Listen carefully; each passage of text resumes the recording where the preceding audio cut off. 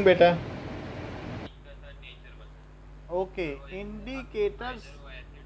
हाँ, indicators are these are those chemical substance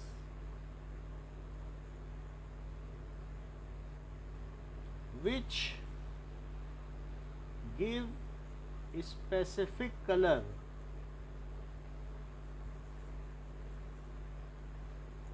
और order का मतलब महक विद एसिड्स एंड बेसेस, जो एसिड और बेसेस के साथ अलग अलग कलर दें या अलग अलग क्या दें, ऑर्डर दें, तो उनको क्या कहेंगे, इंडिकेटर्स कहेंगे। नाउ लेट अस सी कि इंडिकेटर्स में कुछ तो हमने देख लिए थे कि कौन कौन से इंडिकेटर्स हैं। अब हम देखेंगे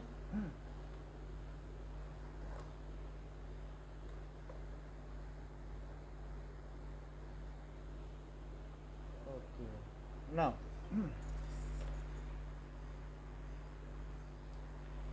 indicators are of two types. Indicator में दो तरीके के देख लिए, कौन कौन से।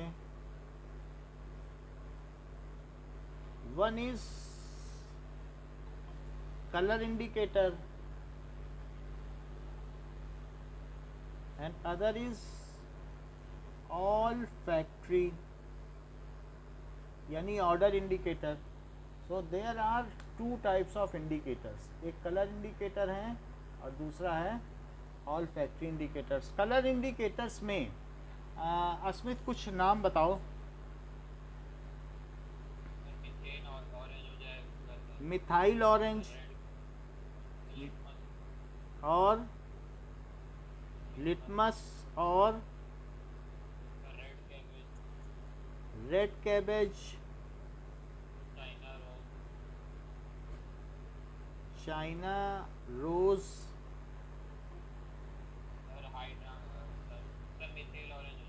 मिथाइल ऑरेंज हो गया है, और फिनॉफ्थलीन हो सकता है। फिनॉफ्थलीन बेस के साथ कैसा कलर देगा?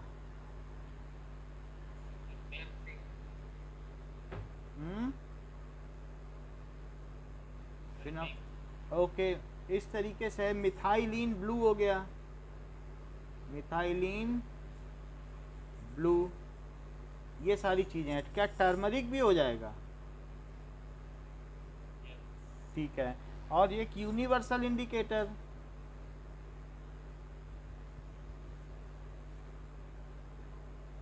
जबकि कलर इंडिकेटर या ऑल फैक्ट्री इंडिकेटर में कौन कौन से हुए? क्या वनीला, ओनियन और क्लोव ऑयल। तो यूनिवर्सल इंडिकेटर के बारे में आप अपने बुक में देख सकते हैं, अगले 26 पेज में लिखा है कि यूनिवर्सल इंडिकेटर्स बहुत सारे इंडिकेटर्स का मिला के एक सोल्यूशन है। इसमें क्या क्या चीज़ें हैं? It is a combination of various types of indicator which give blue color, which gives red color in acidic solution and deep purple color in basic solution and neutral solution ये कैसा colour देगा? Green. So universal indicator क्या चीज है बताइए? Is it A combination of various types of indicators? So universal indicator is a combination of various types of indicators.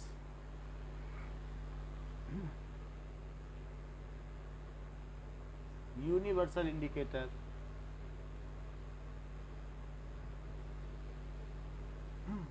Now,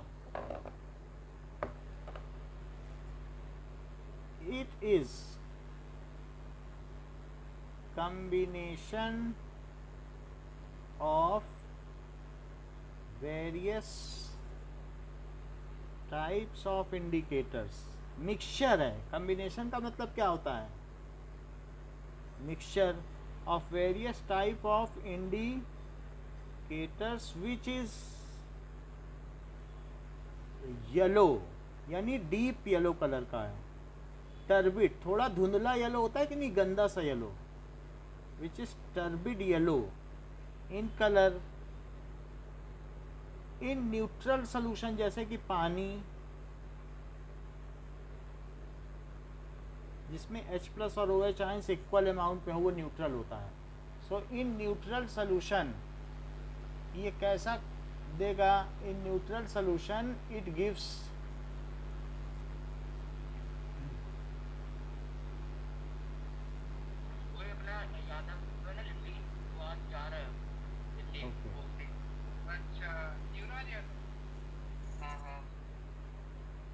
now in neutral solution it gives कैसा colour देगा season? बोलो, season अभी join नहीं किए हैं। It gives green colour, it gives green colour while in acidic solution ये कैसा देगा? ये ठीक कह रहे हैं। In acidic solution it gives deep red colour and in basic solution कैसा देगा? हाँ ठीक कह रहे हैं, क्योंकि इनके पास बुक खुली हुई है 26 page number. Deep blue colour. तो यूनिवर्सल इंडिकेटर इस तरीके से एग्जिबिट करता है डिफरेंट कलर्स। लेट अस सी यूनिवर्सल इंडिकेटर का क्या एक्शन है। नाउ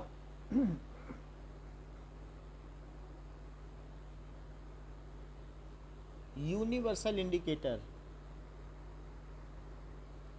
यूनिवर्सल इंडिकेटर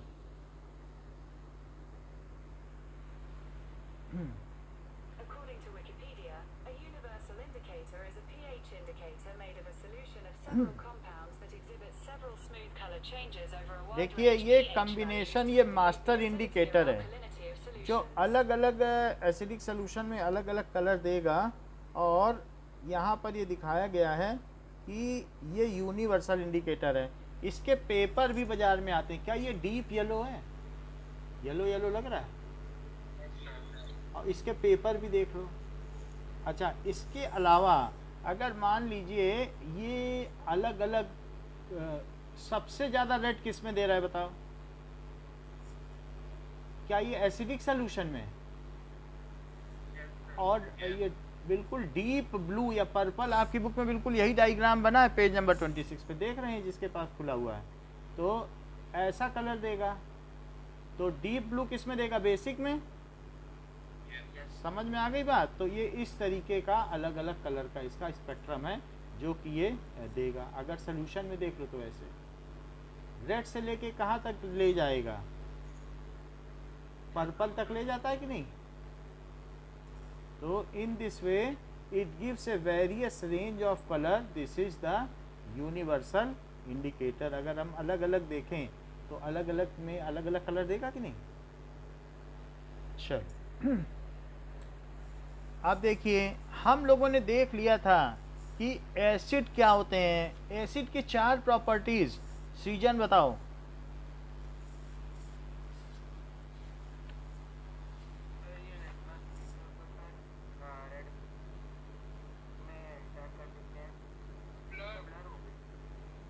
ब्लर हो जा रही है।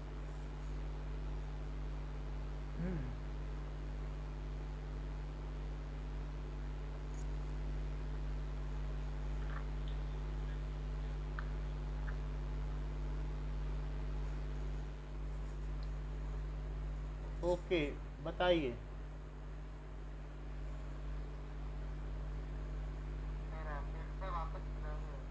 अभी 1 मिनट रुक जाना। कुछ ठीक हुई क्या कि नहीं?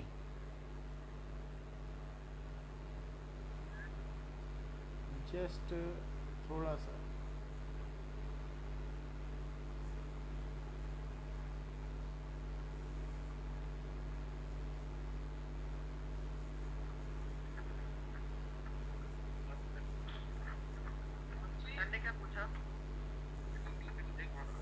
नाउ एसिड्स के प्रॉपर्टीज बताओ सीजन।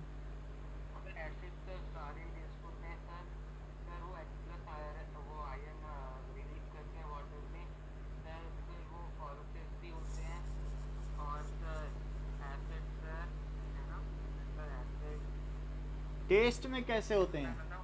सार होते हैं सर। हाँ, सोर होते हैं और साथ में H+ आयन रिलीज करते हैं, ये सारी चीज़ें। और लिटमस पेपर को कैसा कर देते हैं? और लिटमस पेपर को सर रेड ट्रांसफर। चलो ये बात हो गई। अब बेस के बारे में देखो।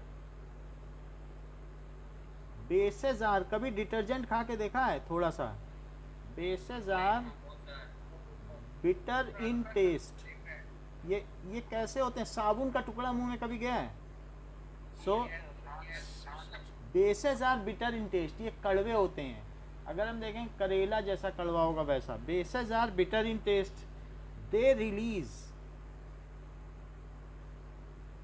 OH ion in water. ये OH आयन इन वाटर में रिलीज करते हैं। जैसे example NaOH, KOH, MgOH whole twice, CaOH whole twice. इसी तरीके से AlOH होल थ्राइस, ऐसे हो गए। तो ये सारे के सारे ये बेस हो गए। और भी बेस हो गए। कुछ ऐसे होते हैं कि 1 लाख में एक छोड़े, जैसे अमोनियम हाइड्रोक्साइड। ये सब तो पूरे हैं, ये भी बहुत थोड़ा देते हैं। 100 में एक देते हैं, ये लाख में एक देता है, ये भी थोड़े वीक ही हैं। तो अब हम देखेंगे कि कैसे ये रिएक्ट करते हैं। अगर सलूशन में डाल दोगे तो क्या काम होगा बताओ? पानी में डालोगे तो क्या होगा? क्या Na+ अलग हो जाएगा और OH अलग हो जाएगा? सर OH की तरफ कौन घेर के आ जाएंगे? क्या H पास में आ जाएंगे? क्योंकि H पे पॉजिटिव चार्ज होता है, मालूम है, और O दूर चला जाएगा। इसको क्या कहते हैं? ये जो वाटर से सराउंड हो जाने को क्या कहते हैं बताओ? अच्छा बता रहे हो, दैट इज हाइड्रेशन। सो इस तरीके से हाइड्रेशन में एनर्जी एब्जॉर्ब होती है कि रिलीज? ये ठीक बता रहे हैं स्मिथ कि रिलीज होती है, क्योंकि अपोजिट चार्ज पास आते हैं। और जैसे इन्होंने स्मिथ ने कल देखा भी था कि 600 किलो जूल रिलीज हुई थी जब सोडियम क्लोराइड में पास आए थे। तो इनका कहना काफ़ी ठीक है कि हाइड्रेशन में जो रिलीज होती है उसी से फिर और ज़्यादा टूट जाते हैं। तो अब ये देखो, क्या ये कैटायन का हाइड्रेशन यहाँ दिखाया गया है कि O पास आ गया, अपोजिट चार्ज पास आ गया ना। तो इस तरीके से इनका हाइड्रेशन हो गया। जब टूटेंगे तो क्या एनर्जी रिलीज होगी? बॉन्ड तोड़ने में की लगेगी। सोडियम हाइड्रोक्साइड को तोड़ने में एनर्जी की ज़रूरत होगी कि एनर्जी रिलीज होगी? कोई फूल की पंखुड़ी तोड़ो तो एनर्जी लगती है कि इसको चाहिए, तो वो कहाँ से आएगी एनर्जी? हाइड्रेशन से। सो इस तरीके से सोडियम हाइड्रोक्साइड में अगर उसको मैं पानी में डाल दूँ तो क्या होगा? When sodium hydroxide is put in water, then it dissociates. When sodium hydroxide is put in water, it dissociates in Na+ and OH ion. The energy required for dissociation of this bond, क्या ये ionic bond है जो plus और minus के बीच होता है? भाई 2 तरीके के केमिकल बॉन्ड हमने आपको सिखाए। कौन कौन से सिखाए? एक कोवेलेंट और एक आयनिक। तो आयंस के बीच में जो बॉन्ड होता है वो क्या होता है? The energy required to break this ionic bond is compensated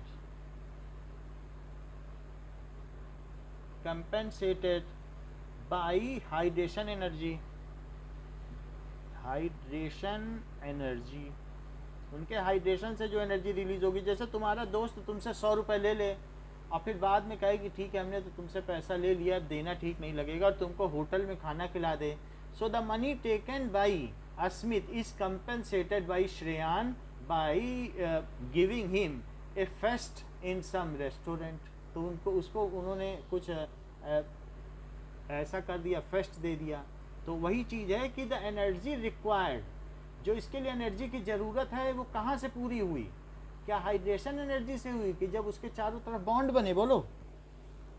तो पहली बात हमने क्या बताई कि bases are bitter in taste. दूसरी क्या बात बताई कि bases release OH ion in water. OH ion का नाम क्या है? क्या हाइड्रोक्साइड आयन। अच्छा, these are slippery in touch, soapy, soapy भी बोल सकते हो, स्लिपरी इन टच। और क्या ये भी हाईली कोरोसिव होते हैं? साबुन रख दो नल के पास तो जंग लग जाएगा। दीज आर, ये भी कोरोसिव होते हैं, कोरोसिव इन टच। और जैसे एसिड से जलन होती है, ऐसे ही अगर बेस को डाइल्यूट करो, पानी मिला दो, तो on dilution they produce heat. क्या ये एक्सोथर्मिक है? So on dilution like acid, जैसे एसिड से बहुत सारी हीट निकलती है, सो दे रिलीज हीट। तो ऐसा करते हैं बेसिस, ये सारी चीज़ें एग्जिबिट करते हैं। तो बिटर होते हैं ये सब। और लिटमस पेपर के साथ इनका कैसा बिहेवियर है? दे कन्वर्ट, वो कल एक वीडियो सरदार जी ने नहीं दिखाया था कि उसमें उन्होंने सोडियम कार्बोनेट डाल दिया था तो ब्लू हो गया था, नहीं? तो वो रेड लिटमस को क्या कर देंगे? इनटू ब्लू में कन्वर्ट कर देते हैं। अच्छा, जो बेसेस होते हैं ऑन बेसिस ऑफ डिसोसिएशन कितने टाइप्स के होंगे?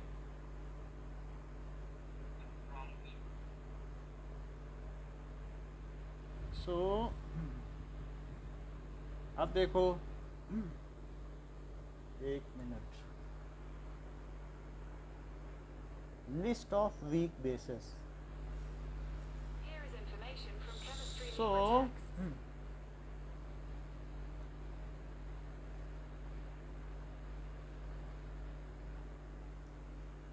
Calcium hydroxide is weak base और strong base?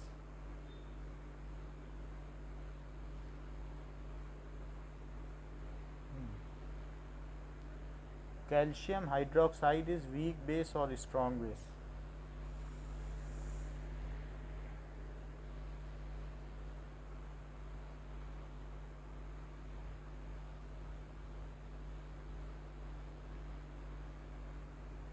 Calcium hydroxide is weak base. According to Chemistry LibreTexts, that doesn't matter. What does dissolve is still 100% ionized into calcium ions and hydroxide ions. चलिए अब देखें Calcium hydroxide still counts as a कि एक होता है strong base और एक होता है weak base. Strong base which 100% dissociates, पूरा टूट जाए। जैसे 100 मॉलिक्यूल है NaOH के, 100 के 100 टूट गए, 100% डिसोसिएट्स इन वाटर। इसमें KOH आएगा, NaOH। अगर गलती से भी हाथ इसमें लगेगा तो बहुत ज़्यादा आपको ये बेस बर्न हो जाएगा। जैसे एसिड बर्न होता है ना, वैसे बेस बर्न हो जाएगा।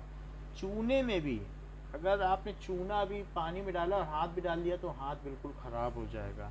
और इसी तरीके से now magnesium hydroxide is weak base. According to ScienceDirect.com, since the dissociation of this small amount of अब dissolved देखो magnesium इसमें क्या है, hydroxide which partially dissociates in water. strong electrolyte. Partially Solubility makes it a weak base. Dissociate in water, बहुत थोड़ा टूटे। जैसे कि MgOH होल ट्वाइस, इसको कहते हैं मिल्क ऑफ मैग्नीशिया। क्या कभी कभी लूज मोशन कराने के लिए मिल्क ऑफ मैग्नीशिया दिया जाता है, जिसको जमाल गोटा भी कहते हैं? सो मिल्क ऑफ मैग्नीशिया ये है। तो दूसरा चीज़ है, एसिडिटी हो जाती तब ना। जैसे अगर क्या हो जाता है कि ऐसा हो जाए, हाँ एसिडिटी में भी दे सकते हैं, इससे लूज मोशन हो जाएगी किसी को भी। मिल्क ऑफ मैग्नीशिया की ये भी दवा है। और अमोनियम हाइड्रोक्साइड, अमोनियम हाइड्रोक्साइड के लिए भी दिया जाता है। तो जैसे गाढ़ा दूध हो बिल्कुल उसी तरीके से मिल्क ऑफ मैग्नीशिया होता है ना। तो यहाँ पर देयर आर बेसेस जो हमने यहाँ पर देख लिए कि स्ट्रॉन्ग बेस और वीक बेस। इसके अलावा भी ऐसा भी कुछ होता है, कुछ ऑर्गेनिक बेस होंगे जो प्लांट से निकलते हैं, और कुछ ऐसे भी हो सकते हैं कि मिनरल बेस हैं, but that we are not concern with it. हम ज़्यादा चक्कर में नहीं पड़ेंगे, क्योंकि ऐसे कुछ है, पिरिडीन है, मिथाइलिन है, जो वैसे होते हैं, बट उसकी आपकी बुक में ज़्यादा बात नहीं की गई, तो हम भी बात नहीं करेंगे। अब नाउ आगे आप देखिए इन टेक्स्ट क्वेश्चंस। इन टेक्स्ट क्वेश्चन पेज नंबर निकालो, पेज नंबर 18। कहा गया है कि you have been provided with 3 test tubes. अगर आपको 3 टेस्ट ट्यूब दी गई हैं और टेस्ट ट्यूब में ABC की लेबलिंग कर रखी है, और तो one of them contain distilled water ABC, तो एक में डिस्टिल्ड वाटर है और दूसरे में अगर एसिड रखा है, तीसरे में बेस रखा है, ऐसे। तो और आपको यू आर प्रोवाइडेड विथ, आपको ब्लू लिटमस पेपर दिया गया है। तो अगर ब्लू लिटमस पेपर दिया गया है, कौन सा पेपर दिया गया है? रेड लिटमस पेपर, कह रहा रेड दिया गया, ठीक है, तो रेड ले लो। तो अब हम इसको क्या करेंगे, रेड लिटमस पेपर अगर मैं डालूं तो किस में इसका कलर चेंज होगा? बेस में। तो आप ऐसा कर दो कि dip red litmus paper 1 by 1, red litmus paper बहुत सारे दिए गए हैं आपको, लेकिन रेड लिटमस पेपर ही दिया गया है। So dip red litmus paper 1 by 1 in all 3 red litmus paper 1 by 1 in all 3 test tubes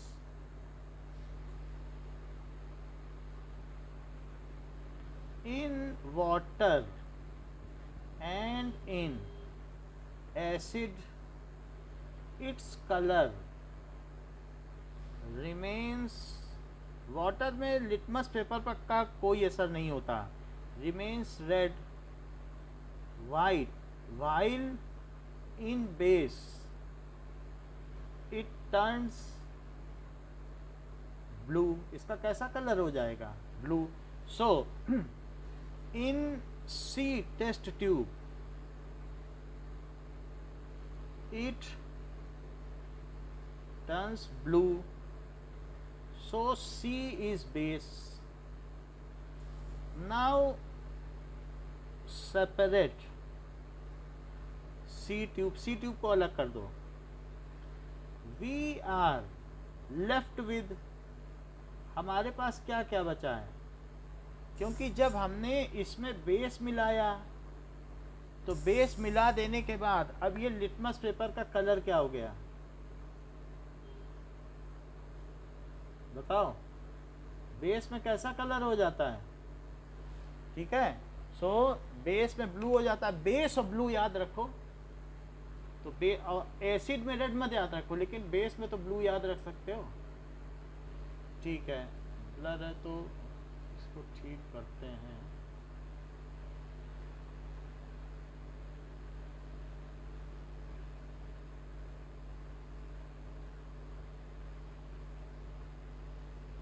आपकी अब ब्लर होगी तो फ़ोन चेंज करेंगे। अभी देख लो, एक बार और देख लो,